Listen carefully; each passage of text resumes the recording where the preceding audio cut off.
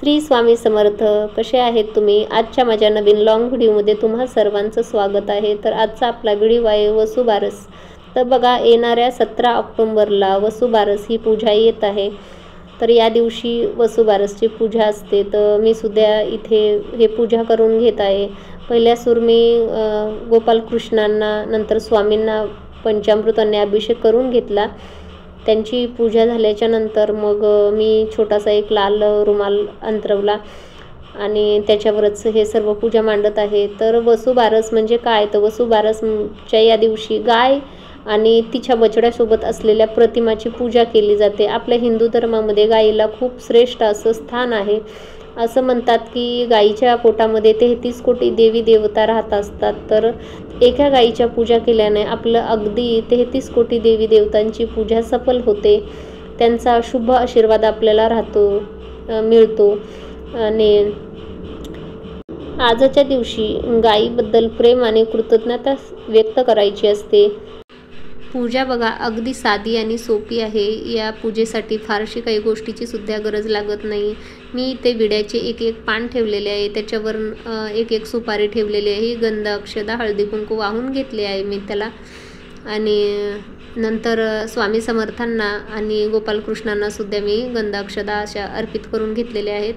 नंतर मी गाईला सुद्धा नंतर बछड्याला सुद्धा असं कुंकवाचे एक टिकले दिले, हळदी कुंकू लावून घेतलं. आपल्या हिंदू धर्माच्या 18 पुराणांमध्ये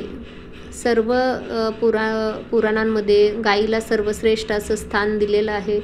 गरुड पुराणमध्ये तर असं सांगितलेलं असते की जे गोदान करतं किंवा जे गाईची पूजा करतं त्यांना गाय शेवटी वैतरणा नदी पार करण्यासाठी मदत करत असते. तर बघा, एखाद्या व्यक्तीचा मृत्यू झाल्याच्या नंतर सुद्धा एखाद्या व्यक्तीनं गाय दान नसेल केलेली तर त्या व्यक्तीला घरचे लोक दशक्रियाच्या दिवशी गाय चांदीची किंवा सोन्याची किंवा अशी काही असेल दुसऱ्या कुठल्या धातूची तर गाय दान करायला सांगतात.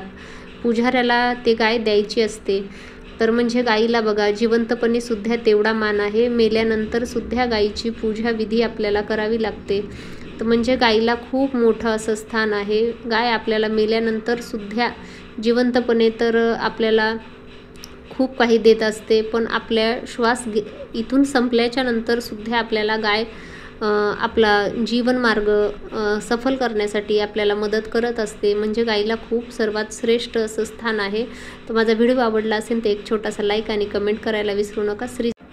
वसुबारस ही पूजा खूपच साधी आणि सोपी आहे, सिंपल आहे. या गोष्टीमध्ये खूप काही गोष्टींची आवश्यकता सुद्धा नसते. बऱ्याचशा गोष्टी आपल्यापासून पहिल्यापासून उपलब्ध असतात. तर या पूजेसाठी सजावटीसाठी तुम्ही काहीही तुमच्या मनाला वाटेल तशी तुम्ही सजावट करू शकता. कारण प्रत्येक पूजेचं प्रमुख काही असतं ते सजावटी केल्याच्या नंतरच मनाला असं प्रसन्न वाटतं, छान वाटतं. आणि कसं डोळेसुद्धा आपले तृप्त होतात सौंदर्य पाहूनशिनी. तर व्हिडिओ आवडला असेल तर एक लाईक, कमेंट आणि सबस्क्राईब करायला विसरू नका.